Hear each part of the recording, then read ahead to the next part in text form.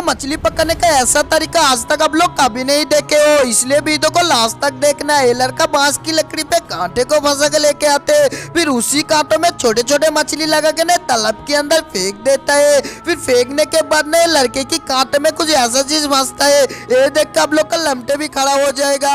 फिर ये लड़का कुछ ही घंटे के लिए अपने घर चले जाते हैं। ऊपर वाले जिसने मेरे चैनल को लाइक करे सब्सक्राइब करे उसकी मम्मी पापा को हमेशा खुश रखे यार। आप लोग प्लीज कमेंट में आई लव यू पापा लिख देना। ये लड़का वापस आके देखता है तो कांटे में बहुत ही हलचल करने लगता है। फिर ये लड़का भागते हुए आके उस कांटे को खींचने लगता है। फिर खींचने के बाद ना लड़के की कांटे में एक बहुत ही खतरनाक मछली फंस जाती है। फिर ये लड़का खुशी खुशी से इस मछली को लेकर अपने घर चले जाते हैं।